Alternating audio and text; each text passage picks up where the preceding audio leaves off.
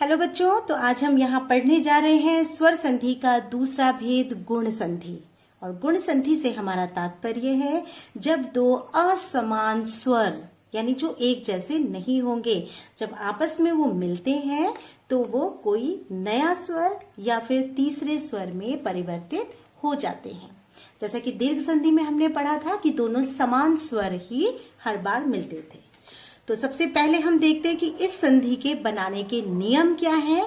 तो सबसे पहला आपका नियम है, क्योंकि इसमें सारे स्वर ही आएंगे क्योंकि ये स्वर संधि का ही भेद है, तो देखिए क्या होगा कि अ और आ अगर हम मिलाते हैं ई और ई के साथ, ये ध्यान से देखिएगा कि अ और अ या ई और ई का मिलन है, जबकि दीर्घ संधि में हम एक जैसे स्वरों का ये मिलान कर रहे थे। तो हमेशा ए बनेगा, इस बात का ध्यान रखिएगा। अ और ई मिलकर हमेशा ए बनाएंगे। वो चाहे आपका बड़ा यानी कि आप कह सकते हैं कि दीर्घ स्वर मिलकर बनाए या हर्ष स्वर मिलकर बनाए, लेकिन वो आपका ए ही बनाएंगे। ए यानी कि आपका छोटा ए बनाएंगे। इससे क्या तात्पर्य होगा कि जो भी वर्ण हमारा आएगा उस वर्ण में ए की मात्रा लग जाएगी। बस हमें ये ध्यान रखना है, ठीक है। चलिए दूसरा नियम देखते हैं। दूसरा नियम भी हमारा अ और आ के साथ, देखिए इन स्वरों के साथ अगर मिलान होता है हमारा उ या ऊ का, ठीक है, तो वो हमेशा आपको ओ का स्वर देगा। यहां भी देखिए भिन्न भिन्न स्वर लगे हैं। हमने क्या पढ़ी थी इसकी परिभाषा कि दो असमान स्वर, तो यहां भी देखिए अ और ई दोनों भिन्न स्वर हैं। यहां भी देखिए अ और उ दोनों भिन्न स्वर हैं, और ये जो तीसरा आपको स्वर दे रहे हैं वो भी भिन्न दे रहे हैं, जो हमने यहाँ पढ़ा था कि दोनों नए या तीसरे स्वर में परिवर्तित हो जाते हैं। अर्थात यहाँ पर भी जो वर्ण आपका होगा उस पे आपकी ओ की मात्रा आ जाएगी।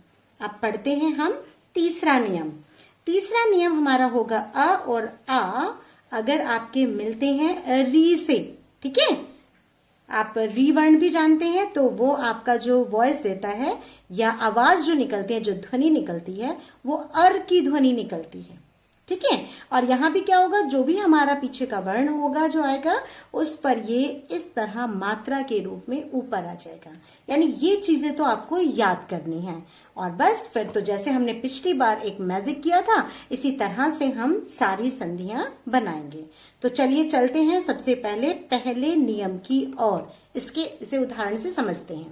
पहला नियम मैंने यहाँ पर लिया है गज प्लस इंद्र, ठीक है। तो यहाँ भी हमें पता है ना कि किस वर्णों में परिवर्तन होगा, जो हमारे ये दो वर्ण होंगे इन्हीं में परिवर्तन होगा, अर्थात पहले शब्द के अंतिम वर्ण और दूसरे शब्द के प्रथम वर्ण में। यही हमने पिछली बार नियम किया था, ये नियम बदलेगा नहीं हमारा। और यहाँ भी जैसे हमने वहां किया था, तो ग और यहाँ पर हमारा द, अब जो बीच में जो भी आएगा हमारा रिक्त स्थान में, उसी में परिवर्तन संभव है। तो यहाँ देखिए ज जो आपका है, तो ज में किसकी ध्वनि आ रही है आपकी, अ की, क्योंकि इसमें तो ये वर्ण निहित है ना। और यहाँ पर आपका क्या है, आपका ई वर्ण है। तो ये दोनों मिलकर आपके क्या बनाएंगे बेटा, यहाँ पे अ और ई मैंने कहा था, तो क्या बनाएंगे, ये आपका ए वर्ण बनाएंगे। जैसे अगर मैं यहाँ पर आप और अच्छे से समझना चाहे तो हम क्या करेंगे, यहाँ हमारे पास ज वर्ण था और यहाँ हमारे पास ई वर्ण है, तो ये क्या बन जाएगा, ज तो हमारा वर्ण तो आना ही है ना। और मैंने आपको कहा था कि ये ए, अर्थात आप कह सकते हैं कि ए की मात्रा, तो ये देखिए मैंने लगा दी ए की मात्रा। तो यानी हमारा जो ये वर्ण है वो तो आएगा, वर्ण तो हम नहीं हटाते थे ना, हमने वर्ण लगाया और ये वर्ण बदल गया मात्रा में। अंक की बिंदी तो थी तो वो तो आएगी, क्योंकि वो पहले से आपके ई पर थी, अ प्लस इंग था, इसलिए ए की मात्रा आई और वो मात्रा हमारे ज वर्ण पर लग गई, जो कि हमारे पहले शब्द का अंतिम वर्ण था, ठीक है, क्योंकि वर्ण हम नहीं खत्म करते ना। तो ये परिवर्तन हुआ, इसमें गजेंद्र आपका शब्द बन गया। अगर आपको नहीं भी पता था कि क्या शब्द बनना है तो हम इस तरह से बना सकते हैं, ठीक है। चलिए अब दूसरा उदाहरण देखते हैं। आपका दूसरा उदाहरण है यथा प्लस ईष्ट। अब यहाँ भी देखिए इसमें आपकी क्या ध्वनि आएगी, आ, यानी यहाँ बड़ा आ गया आपका, और प्लस यहाँ क्या ध्वनि आएगी आपकी, ई। और ये दोनों मिलकर क्या बनाएंगे बच्चे, ये फिर दोबारा आपका मिलकर ए ही बनाएंगे, यानी कि यहाँ पर फिर हमारे पास ए की मात्रा ही आएगी। तो अगर मैं इसे बनाऊंगी, कैसे बनाऊंगी शब्द, मैंने लिखा य और मैंने लिखा ये। अब मेरा जो परिवर्तन होना था वो किस में होना था, इन दोनों के मध्य परिवर्तन होना था, थ और ई में। तो यहाँ जैसे हमने कहा कि था तो हमारे पास था, प्लस मैंने यहाँ पर ई मिलाया तो ये क्या बन जाएंगे, था और ए में परिवर्तित हो जाएगा। यही परिवर्तन है जो हमें हर बार समझना है। यानी यहाँ अ की मात्रा वो नहीं देखनी, यहाँ नहीं थी वो भी नहीं देखनी है हमें, जो भी हमारा वर्ण है उस पर ए की मात्रा में वो परिवर्तित हो जाएगा। तो यहाँ पर भी हम थ और ए लगा देंगे और ये शब्द बन जाएगा हमारे पास यथेष्ट। ठीक है, ये हो गया हमारा दूसरा नियम। यहाँ पर एक और हमने उदाहरण लिया, देव प्लस ईश। अब देव प्लस ईश में भी देखिए व और ई पर हमारे पास क्या संगम आ रहा है। ठीक है, तो अगर मैं यहाँ मिलाती हूँ कि ये व था और प्लस ये आपकी बड़ी ई थी, लेकिन परिवर्तन क्या होना है, ये जो वर्ण है इस पर हमारी मात्रा लग जानी है। तो ये तो हमें पता था इसमें क्या स्वर था, अ का, और ये क्या स्वर था आपका, ई था। तो यहाँ पर बड़ी ई था, तो इन दोनों ने मिलकर भी आपका क्या बनाया, ए बनाया, अर्थात ए के वर्ण की इसने मात्रा दी। तो इसी प्रकार हमारे शब्द बनेंगे, जैसे मैंने यहाँ पे लिखा दे और यहाँ मैंने लिखा श। परिवर्तन हमारा किस में हुआ, व में, तो यहाँ आ जाएगा देवेश। ठीक है, बस हमें एक बार नियम समझ आना चाहिए। ये नियम जो हमारे ऊपर के वो तो हमें याद करने हैं कि हमेशा आ ई और आ उ और आ री मिलकर क्या बनाते हैं। यानी एक बार आपका आ और ई का मिलकर ए की ध्वनि आएगी, आ और उ के साथ मिलकर हमेशा ओ की ध्वनि आएगी और आ और री के साथ मिलकर अर की आएगी। अभी तक तो हम सिर्फ पहले वाला कर रहे हैं, आपकी ए की ध्वनि निकाली हमने। यहाँ पर उदाहरण की, ये चौथा उदाहरण मैं आपका उठा रही हूँ, उमा प्लस ईश। अब ध्यान से देखिएगा इसको भी, यहाँ भी आपका क्या है, यहाँ आपका बड़ा आ है और यहाँ मैं देखूं तो बड़ी ही ई है। दोनों बड़े स्वर हैं, लेकिन ये देंगे क्या आपको, फिर भी ए देंगे। ये नहीं होगा कि ये आई दे देंगे आपको, यहाँ मतलब ही नहीं है। यहाँ पर जो भी ध्वनि आएगी, जो भी स्वर आएगा वो आपका छोटा आएगा, अर्थात हम कह सकते हैं यहाँ पर ए की मात्रा आएगी। तो यहाँ भी आप कह सकते हो कि हमारे पास माँ था प्लस ई था और उसने मिलकर हमें क्या बनाया, ए दे दिया। या हम कह सकते हैं ये ए की मात्रा आप कहें तो मे पर आ जाएगी, वहीं पर जैसे आप कह सकते थे कि वे पर आ गई थी। ठीक है, तो इसी प्रकार हम यहाँ भी कर देंगे उ, और यहाँ मैंने कहा श, और ये हमारा म वर्ण था जो एज इट इज आना था, और ये मैंने लगा दिया उमेश। तो ये अगर आप इस तरह से बनाएंगे तो गलतियां आपकी बिल्कुल नहीं होंगी। तो ये तरीका था हमारा गुण संधि के पहले नियम को फॉलो करने का। चलिए अब चलते हैं दूसरे नियम की ओर। दूसरे नियम को भी हम उदाहरण की सहायता से समझते हैं, जिसे यहाँ लिखा है वार्षिक प्लस उत्सव। ठीक है, तो यहाँ भी हमें पता है कि जो परिवर्तन होना है वो इन्हीं वर्णों में होना है। क में आपका क्या स्वर आ रहा है बेटा, यही सबसे ज्यादा महत्वपूर्ण होता है आपको पहचानना आना। अ की और यहाँ किसकी आ रही है, ऊ की। अब देखिए नियम आपका यहाँ लिखा हुआ है, ये हर बार किसकी ध्वनि आपको देगा, ओ की ध्वनि देगा। ओ की ध्वनि अर्थात आप ये भी कह सकते हो कि ओ की मात्रा आ जाती है। ठीक है, तो अगर मैं यहाँ पर शब्द बनाना देखूंगी, देखिए कितना बड़ा शब्द है, लेकिन फिर भी हम इसे आराम से बना सकते हैं। यहाँ मेरा ये शब्द था, इतना मैंने बना दिया। ठीक है, क्योंकि मुझे क और ऊ में जो भी परिवर्तन होना है वो क में होना है ना, तो ये मेरा सव भी आ गया। अब यहां से मुझे जो भी लगाना है, जो मेरा रिक्त स्थान आया है उसे मुझे पूर्ण करना है। वहां मैंने क्या समझाया था आपको, जैसे मैंने कहा क और प्लस अगर मैंने कहा ऊ लग जाता है, और अच्छे से समझने के लिए। जैसे यहाँ पर हमने कहा था अ और ऊ, इसमें से निकले वर्ण और ओ दिया, ए दिया, लेकिन चलिए हम वो वर्ण भी ले लेते हैं। उस वर्ण में हमने ऊ लगाया और बेटा क्या कहा गया आपको कि ये क को क्या ध्वनि देगा, ओ की मात्रा में बदल जाएगा। तो यहाँ पर आएगा क और ओ। आप चाहे तो इस तरह से भी बनाकर इसे देख सकते हैं, जिससे कि आपका जो भी अगर कोई दुविधा है, कोई परेशानी आती है, आप उसे क्लियर कर लें। ठीक है, चलिए दूसरे पर भी ऐसे चलते हैं। यहाँ पर देखिए फिर दोबारा अगर इन दोनों को मैं देखती हूँ, यहाँ किसकी ध्वनि आ रही है, आ की, और इसमें कहूं तो मैं ऊ है।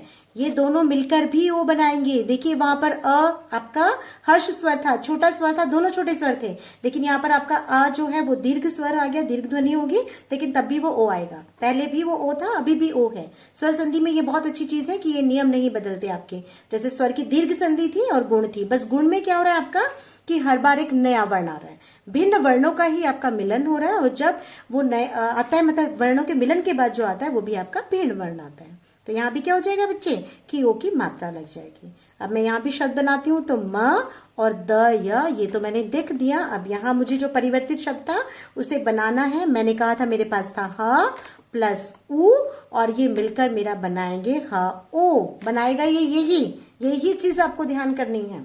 ठीक है, तो हम यहाँ कर देंगे ह और ओ, तो ये बन गया हमारा महोदय। उसके बाद हम जैसे चलिए तीसरे उदाहरण को भी देख लेते हैं। सूर्य आ रहा है, इस पर ये मत देखिए कि र की मात्रा आ रही है, कोई बात नहीं, वो है, वो पहले से ऑलरेडी है उसमें, तो वो कहीं नहीं आएगी, ठीक है, वो वहीं है, रहेगी अपना स्थित। लेकिन यहाँ इसमें से वर्ण अगर हम निकालेंगे तो अ का स्वर भी है ना, इसमें अ का स्वर है और इसमें आपके पास उ का स्वर है, तो वही आपके दोनों मिलकर क्या बनाएंगे बेटा, ओ बनाएंगे, यानी कि मात्रा आपकी ओ की बन जाएगी। तो यहाँ भी अगर मैं शब्द बनाऊंगी आपका सु और ये श्मा मैंने बना दिया। अब यहाँ मुझे करना है, मेरा रिक्त स्थान में क्या आएगा, तो ये मेरा य था, य के ऊपर र है, वो भी रहेगा, वो कहीं नहीं जाएगा, ये भी हमें ध्यान रखना है। फिर प्लस हमारे पास ऊ था और ये क्या करना है, हमें पता है ये जो वर्ण होता है हमेशा यही मात्रा इसमें लग जाती है, तो ये मात्रा लगी और र जो इसमें पहले से ही यहाँ पर एग्जिस्ट था, पहले से था, वो कहीं नहीं जाएगा। तो ये बन गया य और ओ और र उसमें आ गया, तो ये बन गया सूर्योष्मा, ठीक है। उसके बाद देखिए आपका ये आया, आपका यहाँ भी क्या था, आपकी ध्वनि आ और ये आपकी बड़ी ध्वनि। अब यहाँ तो देखिए दोनों फिर छोटे स्वर थे, लेकिन यहाँ पर हमने देखा, सॉरी यहाँ बड़ा ऊ था आपका, ये ध्यान रखना है, यहाँ भी बड़ा ऊ था क्योंकि यहाँ बड़ा ऊ के साथ हम बना रहे थे। ऊष्मा में भी आपका बड़ा ऊ है, ठीक है बच्चे, इसे क्लियर कर लीजिएगा। उसके बाद हमारे पास आ था और ये बड़ा ऊ हमारा बना, इसने भी कौन सी ध्वनि देगा आपको, ये भी बेटा ओ की ध्वनि देगा। तो परिवर्तन आप देख रहे हो कि छोटा या बड़ा स्वर या दोनों बड़े स्वर कैसे भी मिल रहे हैं, लेकिन आ वो ओ ही रहा है और वही मात्रा आपकी एग्जिस्ट रहेगी, यानी कि ओ की मात्रा। तो यहाँ भी मैंने बनाया म, परिवर्तन हमारा किसमें हुआ, इन दोनों में। म मैंने बनाया और ये मृ था वो भी बना दिया। अब बीच में हमारा आना है, क्या आना है, तो यहाँ मैंने कहा था ह था और प्लस ऊ था और इसमें जब परिवर्तन होगा तो ये किसमें बदल जाएगा, ओ में, और यहाँ आ जाएगा ओ, महोर्मी, ठीक है। तो यहाँ सिर्फ आपको इस नियम को नहीं छोड़ना, यानी जो आपने 3 नियम हमने पढ़े, पहला हमने पहले किया, अभी दूसरा नियम किया, तो इसमें हम कुछ अलग तो नहीं कर रहे ना, हम सेम रूल को बार बार फॉलो कर रहे हैं। सिर्फ हमें चीजों को ध्यान रखना है कि ये परिवर्तन किस में हो रहा है, सिर्फ ओ में हो रहा है। तो गुण संधि का हमें यही ध्यान रखना है, पहली बार में ए बना, अब की बार में ओ बन रहा है। अब तीसरा हम करते हैं री वाला, ये हमारा तीसरा नियम कि जहां पर अ और अ जब री के साथ इनका मिलन होता है तो ये अर की ध्वनि आपको देते हैं, अर्थात वो र की मात्रा में परिवर्तित हो जाता है। जैसे पहला उदाहरण हमने लिया राज प्लस ऋषि, तो जो परिवर्तन होगा वो तो इन्हीं में होगा ना बच्चे, जो हमारे यहाँ पहले शब्द का जो अंतिम वर्ण है और दूसरे शब्द का जो प्रथम वर्ण है। यानी मैं यहाँ भी क्या लिखूंगी, मैं र करूंगी और शी लिख दूंगी। अब मुझे क्या परिवर्तन करना है, इस मध्य वर्ण को ही मुझे देखना है। तो ज में ज का वर्ण तो आएगा ना, लेकिन क्या परिवर्तन होना है वो हमें देखना है। देखिए इसमें क्या वर्ण नहीं था आपका अ, और यहाँ क्या वर्ण नहीं था नी, री, तो ये आ जाएगा आपका अर, यानी वो मात्रा में परिवर्तित होना है। कैसे होना है यहाँ और अच्छे से समझ लेते हैं। ये अर की ध्वनि आई आपकी, यानी कि ये जो ज था आपका, है ना, इसमें आपका री ये जुड़ा हुआ है।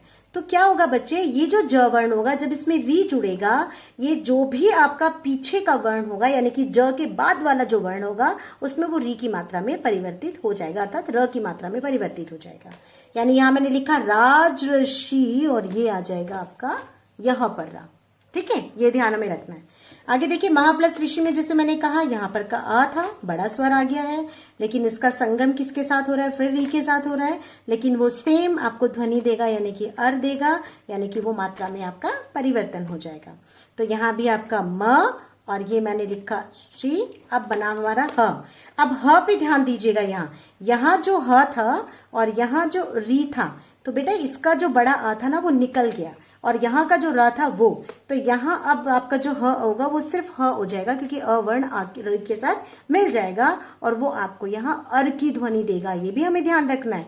तो यानी यहाँ सिर्फ आपका ह आएगा और ये जो र है मात्रा के रूप में अपने पिछले वाले वर्ण के शीर्ष पर चढ़ जाएगा, यानी कि महर्षि, ठीक है। तो ये थे हमारे गुण संधि के तीनों नियम, इन्हें आप अच्छे से पढ़िए। अगली कक्षा में हम तीसरा भेद पढ़ेंगे स्वर संधि का, तब तक आप इसका अभ्यास कीजिएगा। धन्यवाद।